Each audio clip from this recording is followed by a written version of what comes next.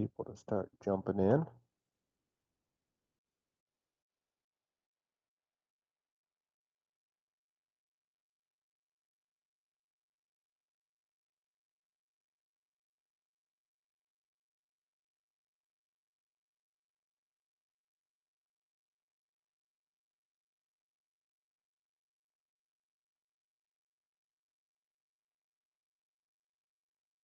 $73 people have signed up, so we'll see how many are able to make it.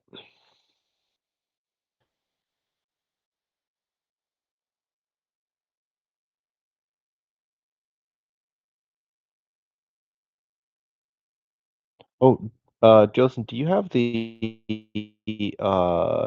code for people when they sign up with RSVP that they should be using? No, I don't think so. Because I think that there is. Shoot, I wonder where that code is. Let's see if you can look on the Slack channels or text Jamie or something. Okay. Because I should probably give them that code. Okay. Let me look.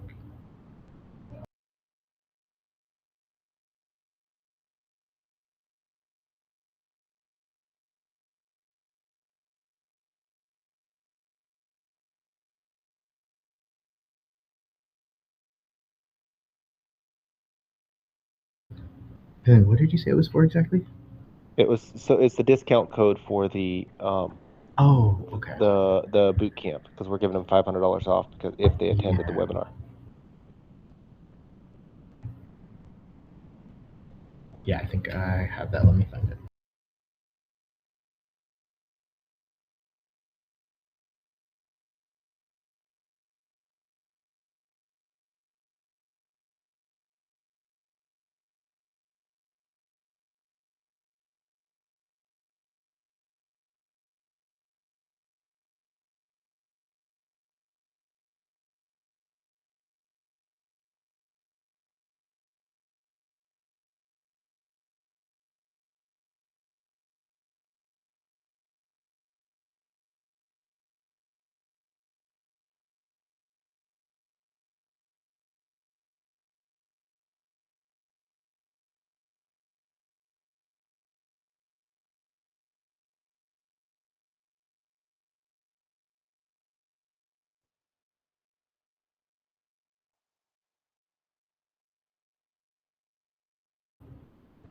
Yeah, it's Yibs 2026.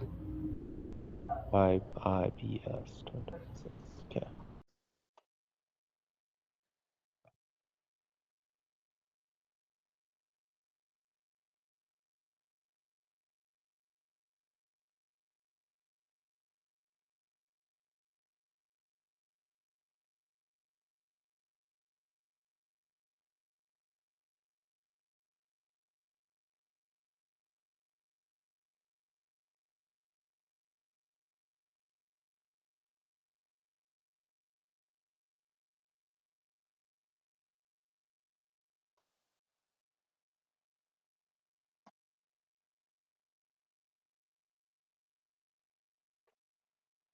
All right, we got our first attendee. Welcome in, Rachel. Like to see the early birds.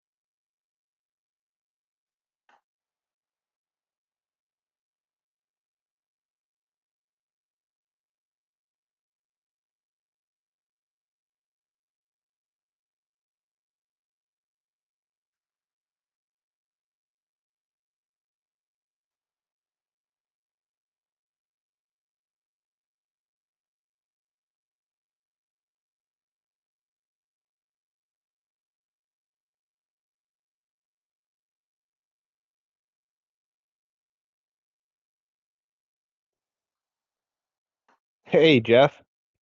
Welcome in. Fun to see you. Hope the weather's treating you good in Wisconsin. Hey, Brian. If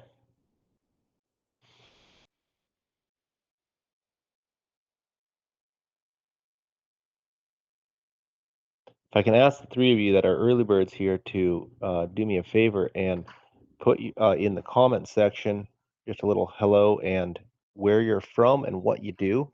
What I found is that if the first people do it, then the other people that come in, even if they come in a few minutes late, they'll also do it. That'd be a huge help.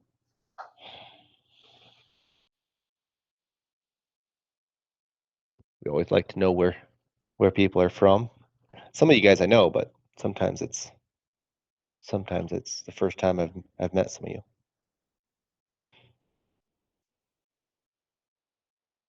Jeff's had to put up with me for years, so that one's easy.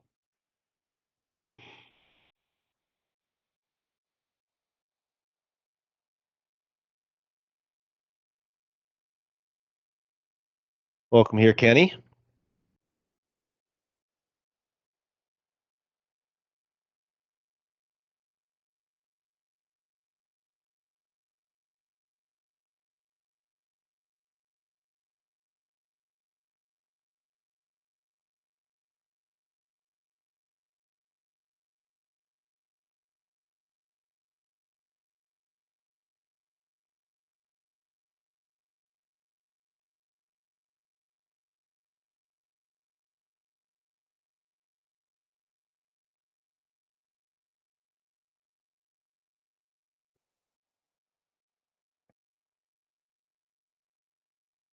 Hey, welcome here, Shane. Shane, uh, I'm looking forward to meeting you, but I can just say this. Thanks for pre-ordering the book. You were number 5. I don't know. I'm curious how you found out about us or where that came from, but I saw that come through and I was just like, oh, that's kind of fun. Hey, Justin.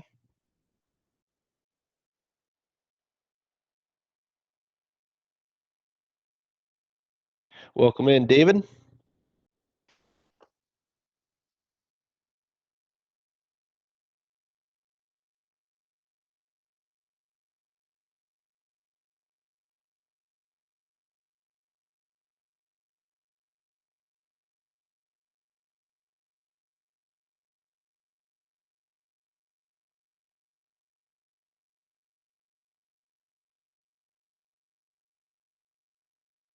All right, we should see a bunch of people start to get logged in now.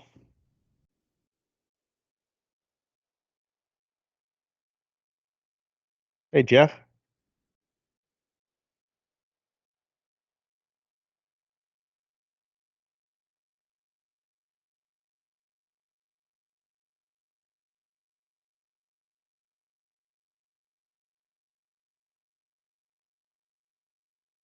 Welcome here, Benjamin.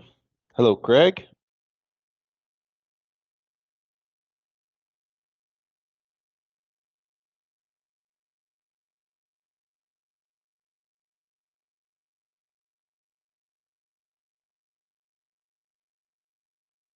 Hey, Brad. Good to see you.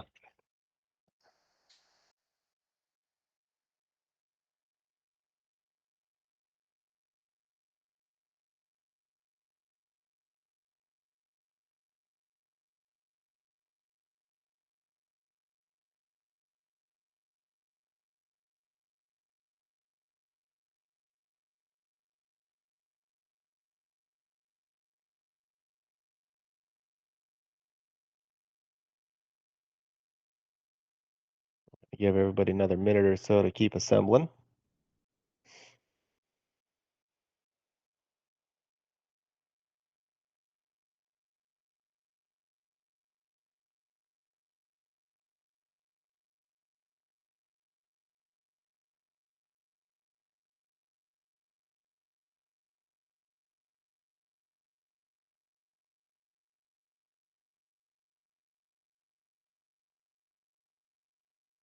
Michael Veck, welcome in. Good to see old friends on here.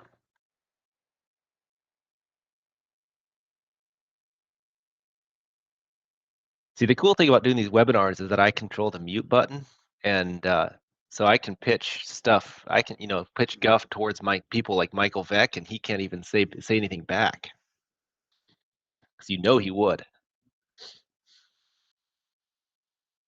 course, he can always use the comment panel. I better be careful.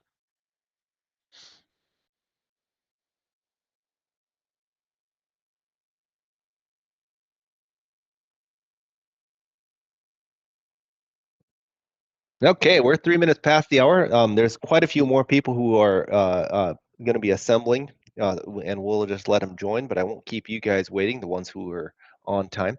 Thanks for coming today. Today, we're going to be talking about managing fleet burn, and I'm excited today. This is the fourth of the four webinars in this series, Yellow Iron Black Smoke series. We've gone through a lot in the last four. I'm excited because we have a big announcement at the end. So I'm going to at the end of this webinar, I'll be talking about what's coming up and what's new at Silvertrek and what's new kind of in the equipment space. I'm excited for that. As people trickle in, we'll just let them. Everybody can feel free and comment in the comments there. Who you are, where you're from, and what you do for the company. While you're at this webinar, say hi to everybody. That'd be great. I'm going to be trying to keep an eye on the Q&A section as well as things come through. Josen is also here. Josen's going to be reviewing that if anything comes up that I don't get to because I'm in the middle of things. He'll interrupt and we can take the questions as we go. Happy to answer questions in context. We'll also have a little bit of time at the end for questions.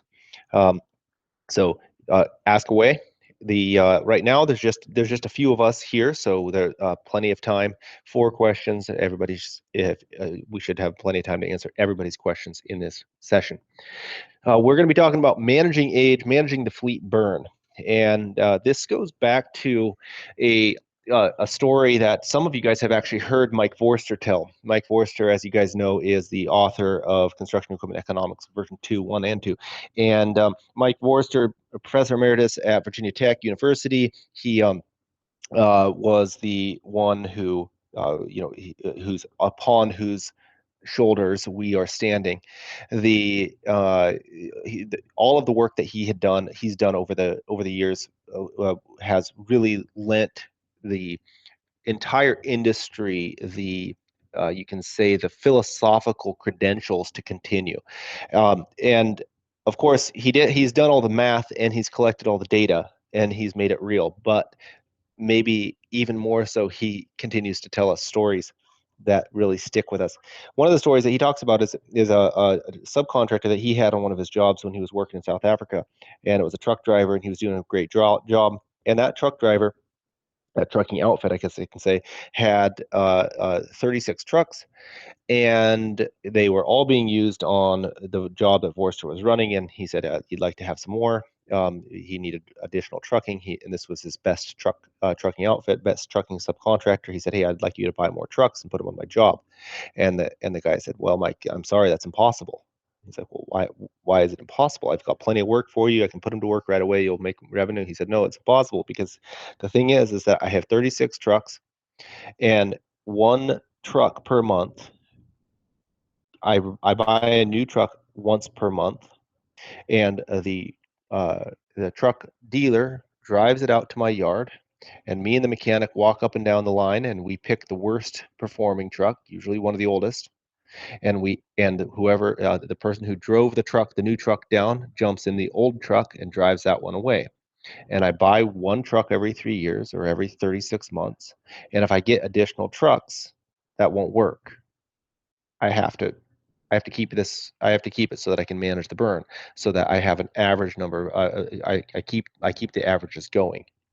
And while you could say that mathematically you probably could, double the size of the fleet and buy two trucks, for example, every month or something like that, and maybe there was something there. The practicality of that conversation stuck with Mike over all the years, and it really built up into the portion of his articles and the portion of his books that have come to be known as fleet burn, or buy what you burn, or the burnolator some of you guys have heard us talk about, or the churn chart, right? Understanding fleet churn. And we're going to be talking about all of those things today. Managing the age of the fleet is a big deal. We talked about in the previous sessions. We talked about the idea that if you manage your reliability, that you'll manage the costs associated with breakdowns better, right? So managing and measuring reliability is something that is a precursor, right? A leading indicator to the cost associated with it, right? Where if you're only looking at costs, you're looking at a lagging indicator. You've already spent the cost. You can't prevent the costs from happening. But if you're looking at reliability, then it's a leading indicator, and you can say that if the reliability is getting worse, we're going to spend money in the future. Similarly, we talked about that with utilization. Utilization is a leading indicator on unrecovered ownership costs. And if we have jobs, or if we have a fleet as a whole that has low utilization, that this is a leading indicator saying that we're going to see, when we get our financial statements, that we've overspent in ownership related costs, such as depreciation and interest and maybe cost of capital, that we've overspent compared to what we've been able to recover from our jobs and therefore from our customers. That utilization is a leading indicator. Well, age is a leading indicator of both of those things. And this checks out with us when we think about this ourselves, when we just sit back and say, of course this is true, right? If we have an old fleet, then the old fleet, of course, is going to be less reliable, which means that we're going to see operating related costs spike up. But also, if we have an old fleet, we're going to struggle to utilize it. We're going to struggle to put it to work and actually have it produce something for our customers, which in the end is why we have the yellow iron in the first place, or white iron, or any other color that you might be having. But the if it, so age is a leading indicator for the two primary leading indicators, utilization and reliability. But it isn't true that we can just say that a young fleet is better than an old fleet. And it's that portion of things that we really want to look at today. What is it that we need to think about when we're talking about the fleet average age and the fleet age that's right for your particular fleet? That makes sense. So the I'm going to go ahead and share my screen here. There we go. Cool. And you guys should be able to see my whiteboard here. The idea that that we have to buy what we burn, we have to have an understanding of age, all comes from the idea of the sweet spot. And we talked about this before, but we're going to talk about it again because it really comes in as a key portion of age. Now, the sweet spot is this idea that we have two very different types of cost, right? As a machine ages, as time continues its inexorable march forward, and we end up seeing different dollar amounts, cost per hour, life to date, different cost curves for the two primary types of costs. The first type, which is the cost of ownership, comes down over time, right? We talked about that extensively when we talked about utilization in the last webinar, that our cost per hour comes down over time because we have relatively fixed costs. Ownership costs. We have relatively fixed costs, and so the risk lies in the hours here, right? And we need to increase the number of hours that we put on the machine in order to reduce the cost per hour here. That because once we've spent the money, we're not probably going to get that back, or we're only going to get the residual market value of that back. So it's relatively fixed. We have to increase the number of hours. As we increase the hours over the life of the equipment, we see that this cost per hour comes down.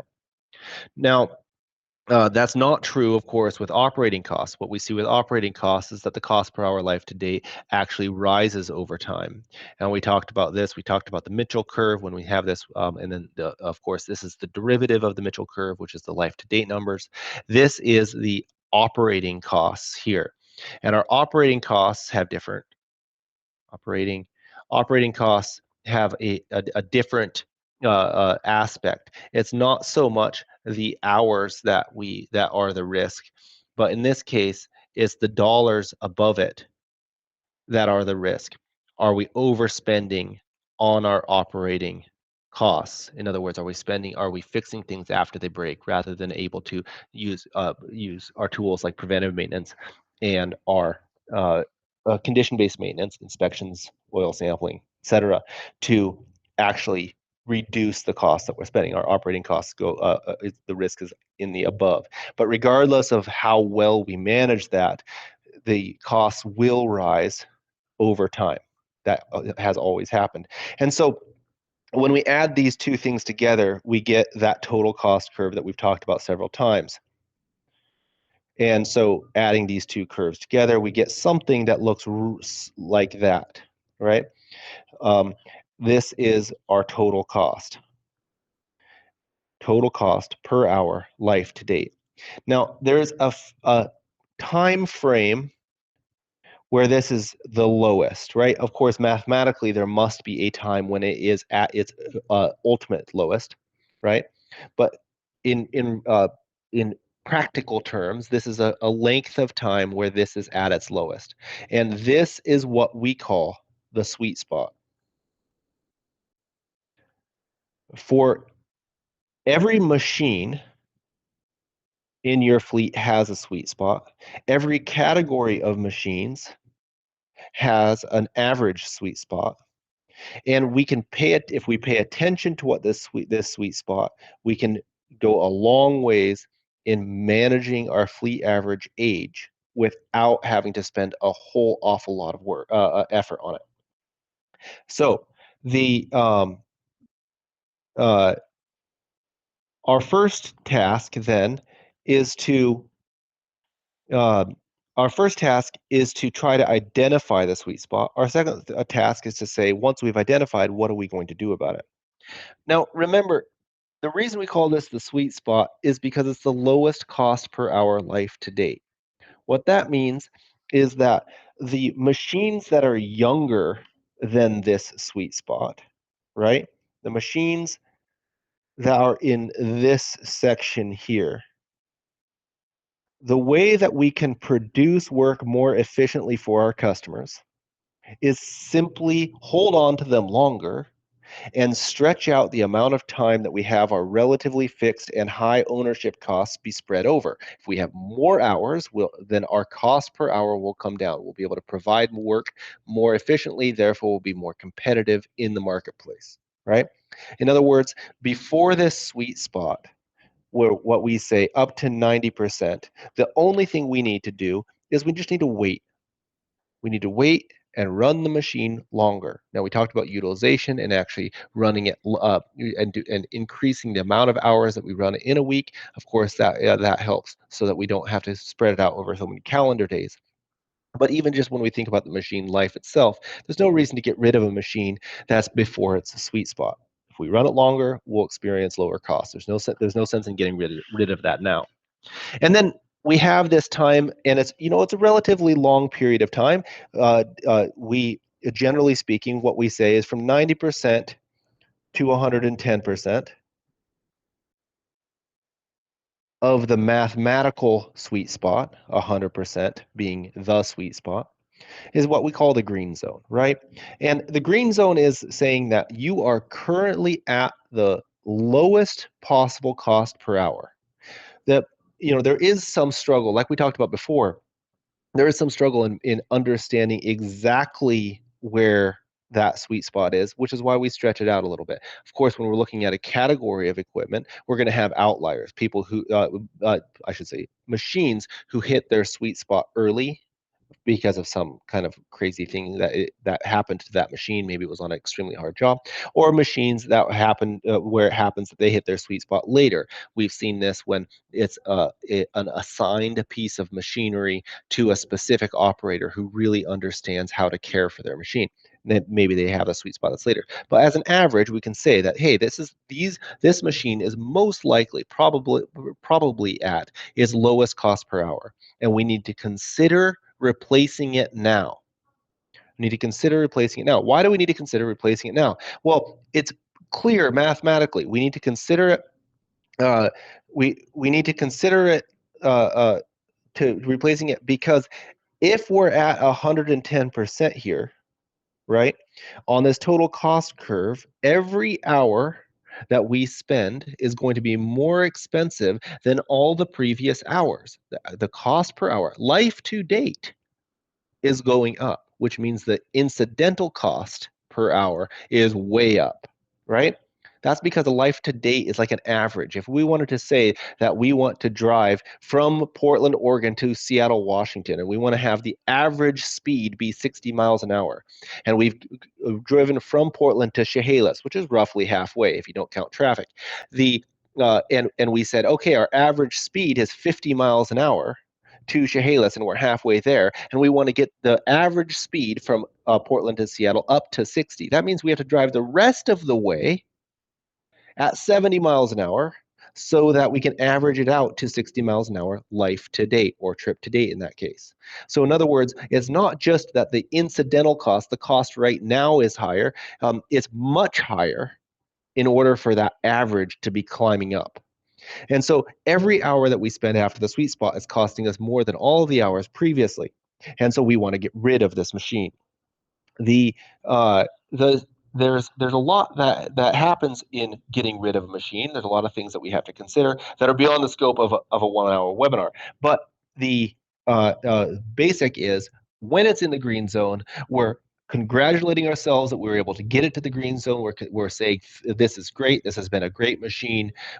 Is right around this time that people are starting to name this machine, right? It's going from the new Volvo to old Betsy, right? It's those kind of things. People are starting to become emotionally attached to it. They recount the war stories about the one bash in the back end with the tail swing when it hit the CEO's truck, right? There's all sorts of things that are happening with this machine. It's really started to become an emotional part of this of the equipment fleet, and it's right now that I'm telling you, yeah, and this is when you should probably get rid of it. The thing is, these are machines. They're not long-standing employees, right? These are machines that have worn out, and when they've got to the sweet spot, they've likely they're right at the good time to dispose of them for your fleet. But we have a couple of other age zones that we talk about. We have what we call the yellow zone next, right?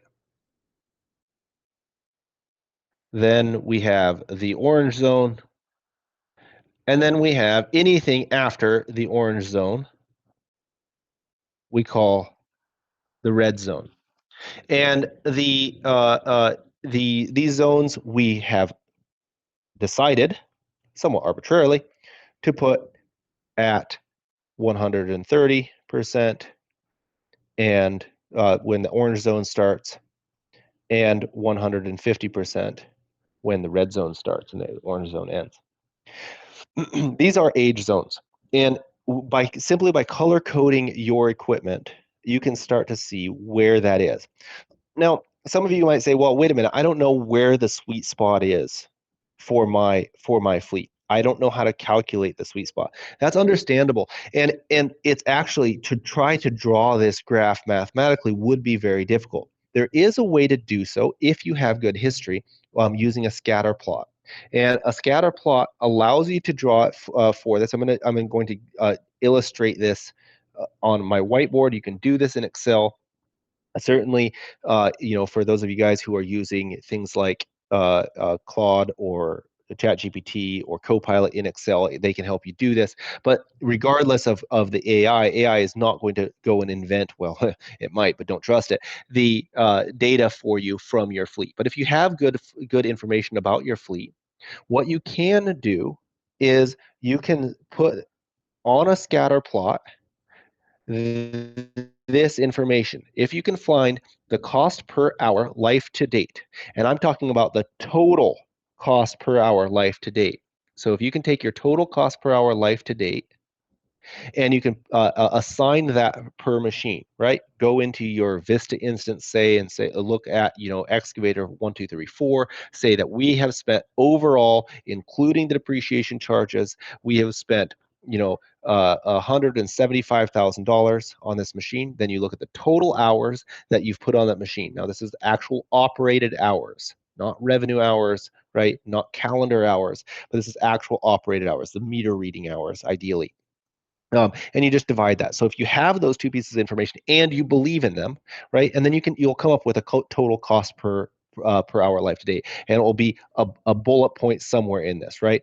And you'll have this machine EX1234 as one bullet point. If you have enough machines in a category, and I have definitely seen this work, then what you'll do is you'll have a scatter plot that ends up looking something like this, right? And you'll have a bunch of machines, and the first place that often civil contractors can do this with is their light pickup trucks, their foreman trucks, that kind of thing. And instead of doing cost per hour in that case, maybe they do cost per mile. So the odometer instead of the hour meter. But it's the same theory. It works both ways, right? You do a scatter plot, and then you ask Excel to put a line of best fit, a quadratic line of best fit. It'll assign a line of best fit. You can find the minimum of this. You can just do this manually, and you'll see that a sweet spot will emerge.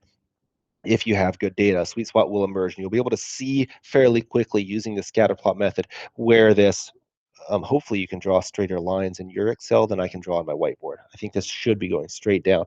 That we have this, that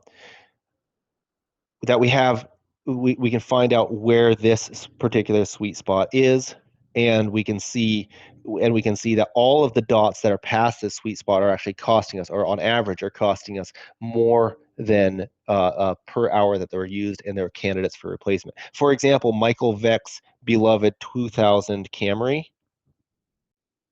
right? That's over here. Like actually, it's probably this one up here. Um, the Sorry, that was in the chat. There's a little, he referenced this in the chat for those of you guys who are wondering what I'm talking about. So there is a way to come up with this mathematically, but there's also an easier way to come up with this. And that is, go ask the most experienced person at your company, hey, when should we get rid of the 20-ton excavators? How many hours? And they'll say, in about 10 seconds of thought, they'll give you a number. Oh yeah, we always get rid of them at 8,000 hours. Oh, we always get rid of them at 12,000 hours. We keep them until 14,000 hours, right? We keep them until 14,000 hours, but we really should be getting rid of them at 12,000, right? Those kind of things, their gut feel comes out really quick. And honestly, their gut feel is a very, very good place to start. You might not have good data at all in your company. That's okay. But if you the person who has the most experience, oftentimes the CEO, the equipment manager, one of the older operations people, they know pretty well where this should be. Start with that. Then the question is, what do we do with it? What do we do with this sweet spot? Okay, we've identified that we have a sweet spot. We've identified where the sweet spot is. We've identified and accepted this idea that every hour that we spend after the sweet spot is costing us more than the hours that come before. We've color coded all of our equipment. Now, what do you want me to do with this, Michael? Well, Mike Vorster has invented for us this idea of the churn chart. And my good friend Will Hipp put together the latest version of this, which is available for purchase and download. This is not an ad. I guess maybe it is an ad. I don't care. On the Equipment 10 steps, we have the small tools that work. You can see a picture of the churn chart, and you can come in to the age bundle, and it's included in the age bundle here. I'm going to go ahead and sign in to this, because once I'm signed in and I can go to view the small tools, you can see that all of these small tools but the one that I care about right now, the Churn Chart Basic, is available. I'm going to go ahead and download this and open this up for you guys. This is a churn chart, and the churn chart here is, put it on the right screen. This is, it has some instructions on the first page. The basics that we need to figure out what machines we need to basically replace. Here you can see a list of a bunch of 336 excavators, right? And we have our unit numbers. This is just what comes. And we can see the models here, model years, make and model. That's just for our reference. And we can see this optimum ownership period. This is the sweet spot, right? This is 100%. And in the calculation of this particular group of assets, what we see is that we should be getting rid of them at 11,900 hours on average. So our sweet spot is going to be from 90% of that to 110% of that. And we also have to put in our annual usage. This is an estimate of our annual usage. Oh, Josen, is there a question? Yeah, there's a question here from Brad. It says, for the plot, can you use multiple points over the life of one machine as well? Oh, yeah, good question. Good question, Brad. Absolutely, you can. So I'll switch back to my whiteboard here. Good question. So you're saying, can you use can we use, instead of using multiple machines, can we use different points along the life of this machine? Yes, you can, and that's a good way to do it if you have only a few pieces in a particular category. You can actually go back and say when say at the end of 2022, put everything on this plot, and then put it again on this plot at the end of 2023, and at the end to the end of 2024, and you'll end up with 4 or 5 dots on here for every machine. The you will also be able to, you'll get more data in this scatter plot by doing it that way. And if you have that information and you can easily kind of revert back to that, that is an excellent way of getting a better line of best fit for a category where you don't have a lot of information. Some people don't have that. Some people only they have like lump sums only, or they don't have it necessarily time stamped, especially people who aren't using work order systems. They'll a lot of times just have time stamped data, or either that, or they won't know what their hours were at the time. At the end of 2022, they know how much they spent, that because they can look in their accounting system, but the accounting system maybe hasn't tracked what the meter readings were at the end of 2022, and so sometimes they can't get that, and so they have to just go with the total as of right now, because you can literally walk out to the machine and look at the meter reading, right? So they usually can get that for right now. But yes, absolutely, you can do that. Good question. Going back to this, the annual usage here in this spreadsheet relies on it relies on us having a good understanding of for this category and for the individual machine how much we expect to spend on this machine. In this case, we can see that this is one category of excavators. Obviously, this is must be a Caterpillar shop, but the machines are set to have the same amount of usage for all of them. What I find in practice is that people come to this and they actually update this spreadsheet, and so they'll come in and they'll say, well, some of the earlier ones, the ones that we've put out to pasture, so to speak, that we might actually reduce the annual usage on some of these older machines that we have a use for them. Maybe they're out like loaders at a quarry or that kind of thing. That they're the things that we occasionally use. There are backup machines, whatever it is, and they might actually reduce this for specific machines. That can change, our data, because what happens is that we say, okay, our hours now, this is the meter reading as of right now, and what we see is that the 5 columns is a very simple spreadsheet. The 5 columns simply take the hours now and add it to the hours per year to say how many hours is it going to have in 1 year, in 2 years, in 3 years, in 4 years, in 5 years, right? And so if we increase our hours now, right? This is a very optimistic churn chart. Will is here and on the webinar here with me. So Will, this is optimistic. I've never seen a churn chart look so green and rosy here. But the hours now is usually very we have a few pieces that are very old, and so I'm going to go ahead and pretend like our optimum ownership period is 7,000. See if I can't get this to show me what I want. Oh, there we go. It's not adjusting on the fly here, but you can see that what's happening. I can do it the other way. 11,900. If I increase my hours per year to 2,200, what ends up happening is that you can see when this is going to hit the red zone. So we're in the green zone now. We're in the sweet spot now with these two machines.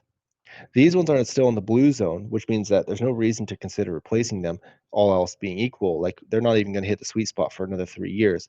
But if we look ahead, this piece is going to be in the yellow zone, right? Between 110 and 130% of the sweet spot. And this is going to be in the orange zone for here, and it's going to be in the red zone, 150% of the sweet spot in 4 years.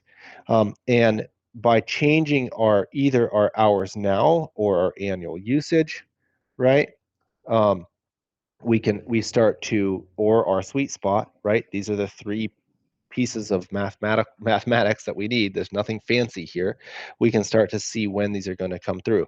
Now, if you can get 25 hours a year, I want to talk to you about how you're getting great utilization like this. But we can start to see by doing this when we're going to be spending the money. Now, another tool that we use is we can say, listen, I understand that we only have to replace 2 machines now, right? And you guys know better than me what a 336 would cost, right? But that means that we have a capital expenditure this year for 2 machines. But I think it's useful for the person who's in charge of the CapEx budget to know that while we only need to spend this much now this year, let's look ahead, because 3 years from now, we're going to be replacing 8 machines all at once. And I mean, I know a lot of CFOs, and I know a lot of people who are tasked with coming up with the money for the equipment budget, and none of them want to be surprised. I have never found one who said, I love surprises. If they loved surprises, they wouldn't have taken that job. These people would like to know ahead of time, and here we have a tool that can show them 3 years from now we're going to be asking for the capital expenditure for 8 336s. No, this is not to expand our fleet. No, this is not to support the new strategic initiative. No, this is not to go into a new state, into a new province. This is not to expand. This is just to keep going.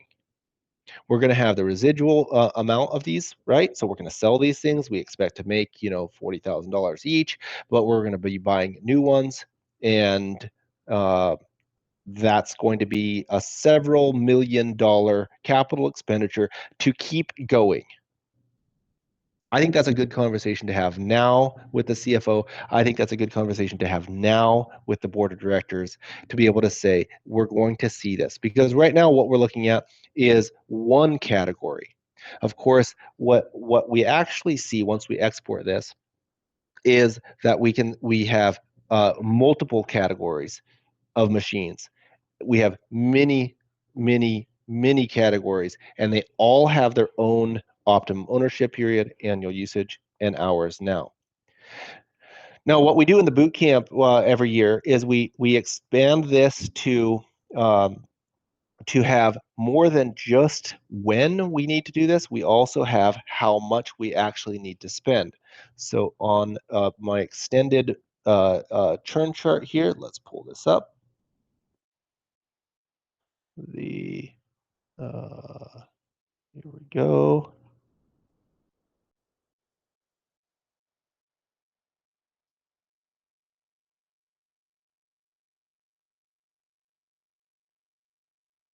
The I'm sorry, I had it open on um, my other screen, and I managed to close it. Apologize.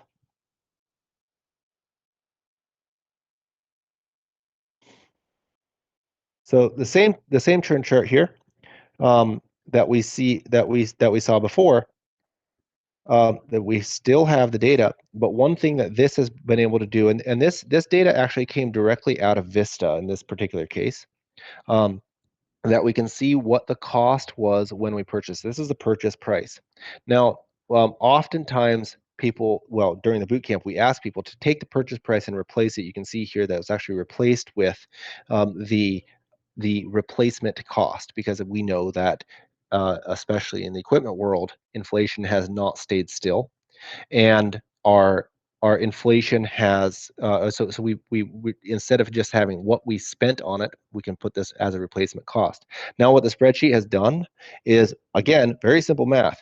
If this hits its sweet spot, we expect to spend this money when it hits a sweet spot. We can see here that this particular Takeuchi, we expect to spend $100,000 to replace it. We expect to hit a sweet spot in 2 years from now. Therefore, we're going to spend $100,000 in year 2 on our capital expenditure. This is obviously a very small fleet here. We can see in year 1 that we have a total of 336,000 that we're going to spend on capital expenditure, 100,000, 100,000, 200,000, and 100,000 here. This has been a very good tool. I've seen this used in board presentations where people have said, yes, we have a capital expenditure of, say, $1 million this year to $1.7 million next year. And in year 3, we expect that to jump to $5 million, right? Again, this is a replacement capital expenditure budget. This is the idea of buying what you burn. Your equipment is a destructive means to an end. You're going to burn it up. It's not going to follow you for the entire life of the company. And we need to spend money to replace the equipment that we have in order to keep going. Because what's easy to capture the attention of the CEO, it's easy to capture the attention of the board of directors, is the capital expenditure needed to put in to go into a new category, right?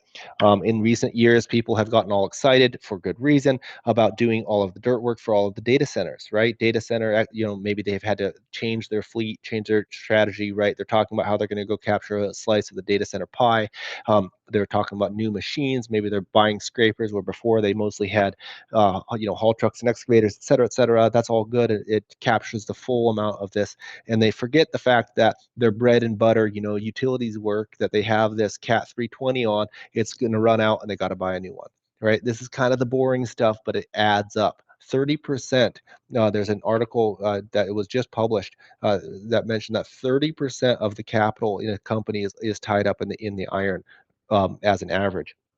And I believe it. 30%. This is a significant amount of money. 30% is tied up in the machines that you have now, and that 30% needs to be replaced. This is a tool. The churn chart is a tool to deal with that appropriately. And remember that this isn't just a matter of replacing them. It's a matter of saying that they're candidates for replacement. So if we go back to the whiteboard and we say, okay, well, we've done this work, we see these candidates for replacement. Now we have some decisions. We have some decisions to make. And really, there are, once we've identified the candidates, there are actually only 6 things that we can do. One is we can do nothing, which is the equivalent of running and repairing, right?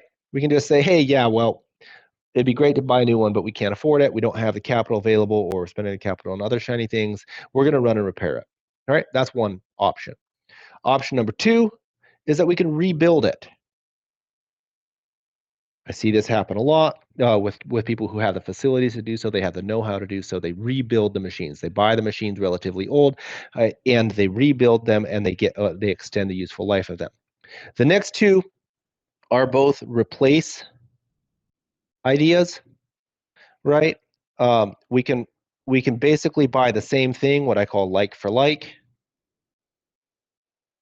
or we can replace it with an improved version. And there's different reasons to do that, right? We saw this 20 years ago when people were all switching out their old machines for machines that had the grade control, right? Now, when you buy a machine without grade control, people don't even know how to use it, right? But sometimes you're buying an improved machine. The OEMs, the dealers, right? They're always trying to get you to buy the improved machine, and that might be a good idea, right? We last bought this machine maybe 10 years ago with 10-year-old technology. Technology has definitely changed. For those of you guys who were down at ConExpo and you walked around the acres and acres of the new technology, it's quite obvious. I mean, shoot, the CEO of Caterpillar took the stage at CES this year. I mean, he called himself a technology company that makes yellow iron.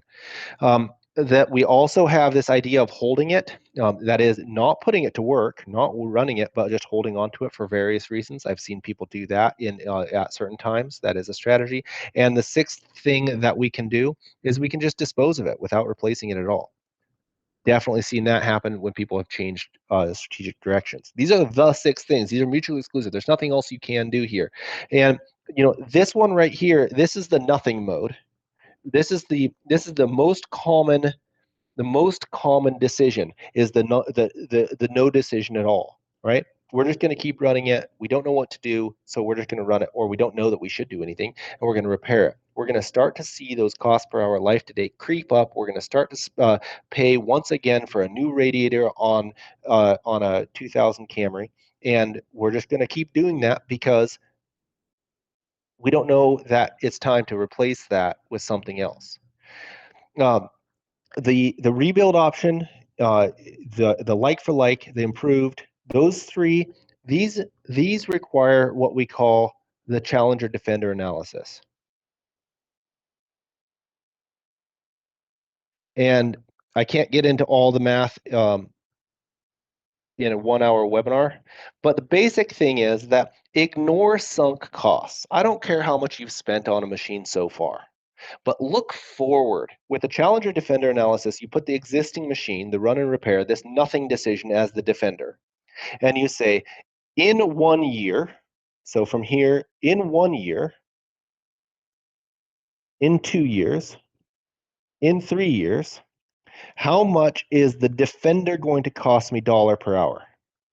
Right? And we can model that. We can estimate with that. We know that number is going up and to the right, and not in a good way. And we have that dollar per hour for the defender, right? Then we can say, what's our dollar per hour going to be for the Challenger? Now, the Challenger might be the rebuild, it might be the like for like, it might be the improved version, right? But we can calculate that because we can say, hey, we're going to go out and we're going to buy a brand new Cat 336. It's going to cost us this much money. We have this much utilization. How much is it going to cost me? Dollars per hour, right? On the Challenger Defender. So this is to be the Challenger in green here. And if we're looking ahead, we're ignoring some costs. That's the key here. And we're putting these side by side. The dollar per hour that we expect to spend on these machines or on these three options, what we'll end up seeing is that on a graph of time here with this 1 hour, 2 hour, 3 hour, is that, of course, our defender from right now is simply going up, right? And our Challenger is actually going to start out higher because we have to spend the capital now. And eventually it's going to come down before it goes up again. In other words, it's going to experience its sweet spot somewhere out here, right? I don't know if it's in 3 years. It would only be 3 years if we were talking like a skid steer that you're using a lot, something that vibrates or vibrating roller or something. But we would see the sweet spot. And so in this Challenger Defender analysis, if we're saying, if we're going to be keeping this machine more than 1 year in this particular, more than 1 year, then we need to get rid of it now because the cheapest option is for us to replace it with option B, C, or D. Rebuild like for like improved. And of course, this graph, the dollars per hour, has slightly different result for each one. If we're saying, yeah, well, we need this type of machine for, frankly, another 2 months until we're done with this job, and then we don't have any more work for it. Yeah, maybe we should do nothing. Maybe nothing is appropriate option here. But if this is something that we're going to hold on to and we're going to run, and we're going to we have 10 of these or 15 of these, and we know that we're going to have this size a haul truck for the foreseeable future, for the indefinite future of our company, there's no reason to do nothing. We need to start replacing it. We need to think about replacing it. We need to think about rebuilding it. We need to think about getting something that's improved. These are the only 6 options that we have: run, repair, rebuild, like for like, improve the things, hold, dispose. Once we've identified the candidates for disposal, it's the job of the uh, equipment manager to identify the candidates. It's the job of the equipment manager to most efficiently to handle those, which means talking to operations, finding out when we're going to need them, and doing this look ahead, challenge, or defender analysis. And it's the job of the CFO to come up with the capital in order to provide the equipment management and therefore operations the machines they need to get the work done. And that is the core of this entire process. We need to stop thinking like we just own a couple of machines, and we need to start thinking like investment managers, right? We have capital tied up in this. We need to start thinking that if we have a significant amount of capital that we have now, if we have a significant amount of capital that we're going to expend in the near future, that we think like investors and try to and spend the time and effort to spend it in the right way, and also project when we're going to spend it. The cool thing is that math is easy, right? There's some big assumptions here: expected life, right? Or a sweet spot. This annual usage, your utilization is an estimate, right? There's some other questions in here as far as what the cost of the machine actually is going to be. Of course, there's some guesswork here, but those things can be handled. You can look at your data to learn from it, and you can project it out. And like I said, no CFO likes to be surprised. Okay, well, I'm going to open it up for questions here, if you guys have any over anything that I just talked about. Feel free and throw it in the Q&A or in the chat, either way, and I'd be happy to get an answer on that. While you guys are thinking, oh, here we go, Brad. Thanks for typing that in. When we buy in used as well as new pieces, does this analysis still work, or do we need to change the plan? I believe I understand the advantages of buying new when it cash flows. Basically, you have no historic cost data on a used piece. That's right. That's a really good question, and it doesn't actually change anything on this graph. So if I come up to this graph here, this graph begins not at the beginning of the machine's life, but at the time that you purchase it. And you'll see this same graph happen no matter what. Now, for those of you guys who've come to some of the random events that we've put on, such as equipment symposiums, you'll know my friend Jason Holme. Jason Holme is a big advocate of buying used machines and putting them and using them for a long time. And he does an excellent job, runs an excellent business doing so. I argue with him about this all the time. And with this kind of a idea, what we see is that it is actually cheaper. What happens is that if you can buy the machines used, what happens is that you push the ownership cost curve down, right? And if you can push this ownership cost curve down by being really good at watching the auctions, being really smart about which ones you buy, right? By rebuilding them at the right time, you push this cost curve down here, right? What ends up happening by pushing that all the way down is that you can hold on to machines, right? You spend less money. That's okay. You're allowed to spend less money. Like, that's a good idea. But it also means that you end up replacing the machines more often, because you're shortening the overall calendar time between the purchase here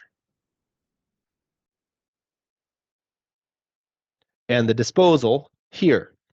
Because just because you push that overall cost down, even though you're spending less money, which is actually true, right? That you have less hours, less calendar time between the purchase and the disposal. So you have to be turning your equipment more often. If your yard is right next to a Ritchie Brother Auctions yard, this might be a really good thing for you, right? You have low mobilization costs, especially if you're in a state that doesn't have sales tax. Like that would be an incredible way of going about this, right? Purchase them a couple thousand hours before your sweet spot, dispose of them right at your sweet spot. But just because you bought a used piece of equipment doesn't mean it doesn't have a sweet spot for you. It just means that the nature of where that sweet spot is changes. Really good question. Still works, Brad. Just has to, you have to be, you just have to be smart about what you can do. And kind of buried in your question is this idea of when it cash flows. You said exactly when it cash flows, or another way of saying that when you have the capital to expend on a new piece of equipment. It's like when you have it and you know you're going to keep it for 10 years and you know you're going to put it to use for 10 years, or you have a pretty good idea you will, right? Well, a new often does make sense. Okay, keep the questions coming. In the meantime, I am the big announcement that I wanted to make is that, let's see if I can stop sharing my screen here appropriately. That on uh, June 1st of this year, we are going to have the 10 Steps book. This is the book that Mike Vorster and I have been writing over the course of the last year, up and running. The 10 Steps book. This is it's currently available for pre-order on equipment10steps.com. You can go on there, you can look at it. What's neat, I should actually share my screen again just so I can show you guys. If you buy the book, you also get, along with that, here we go. So if you buy the book, you get 4 of the 5 equipment bundles. Sorry, the small tool bundles as well with the book. Let's see if I can find my mouse. There we go. You'll get the utilization, reliability, age, and the rate builder bundles. So all of these small tools that Will has worked on, including the churn chart that we looked at here. There's also an advanced set of ideas. So some of the repair part and label calculator first principles, right? That is an additionally available. The book is available right now for pre-order on the website. I'm really excited about this. This is a lot of work. Mike Forrester has done an incredible job helping me distill down what was in his book, which is, of course, you guys are probably all familiar with the book that he wrote. Distill this down to a practical guide. It's called the 10 Steps for a reason, right? Step 1 through 10 of how to build this, and this is exciting. We timed it for this right now because we're going to be using the 10 steps as the curriculum for our next equipment boot camp. So equipment boot camp is starting in June. There's 4 virtual sessions. Starting June 18th is the first virtual session and 1 in-person session. This is we're going to be over the course of 5 months. We're going to be working with a cohort of contractors. We already have a group of an awesome group of contractors that are going to be joining us for this, and walking through the 10 steps 2 at a time with some significant homework in between that people are going to be assigning themselves. This is definitely a rigorous course, and it goes into a lot of depth. The time commitment on this kind of a thing is that you're going to be spending a couple of days with me, and you're going to be spending some time in between to actually make it real. So I'm going to be teaching you how to some of Vorster's core philosophy, and I'm going to be encouraging you to set yourself some small but attainable goals in between so you can put it to use, so that it's not just in the book on the shelf, but it's something that you can use. This book is the curriculum. I'm very pleased to have this done. I think my family is very pleased that I'm getting close to being done with this as well, so that I don't spend the endless hours editing that I have been. And yeah, it's available now. If you're at CFMA this year, CFMA National in Phoenix, we're going to be bringing the first 50 copies there, so you can also pick up a copy there. You can pre-order it, and once they're available, we'll ship it right out to you. Anyways, pretty excited about that. Also, one last thing. We want you guys to come to the Equipment Boot Camp. We think that it's well worth your time and well worth your money. For those of you guys who have been in these webinar series, we wanted to thank you for coming to these webinar series. I know it's been a time commitment for you guys to even come to these, so thank you very much for that. As a little thank you for the for doing that, we are anybody who is at a webinar, any one of the 4 webinars, if you use the Yellow Iron Black Smoke YIBS 2026 on the when you purchase the boot camp, you're going to get $500 off. This is a $9,500 boot camp for a company for 3 attendees. That includes 3 attendees, and we're going to give you $500 off just for coming to these webinars. We really appreciate you coming. Okay, well, thank you all. Thank you for coming to all the series of webinars. I'm going to go ahead and go back to my chat here and the questions and see if there's anything else you guys have for questions. Craig says that it's a Toyota. Yeah, you're even Toyotas have a sweet spot there, Craig. Brad says it's hard to justify the cost of new for a low utilization piece. It's absolutely true. That's some of the stuff that we talk about in the boot camp. How do we deal with this cost of capital, right?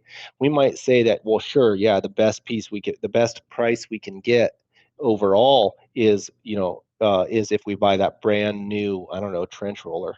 But if we buy a brand new trench roller, we have, we're going to own it for the next 30 years because we barely ever use it. We barely have any trenches. So yeah, happy to answer any other questions here. I'll be hanging out for just a few more minutes, but thank you for coming. Appreciate it. And go check out the book, go check out the boot camp, and hopefully we'll see you guys there.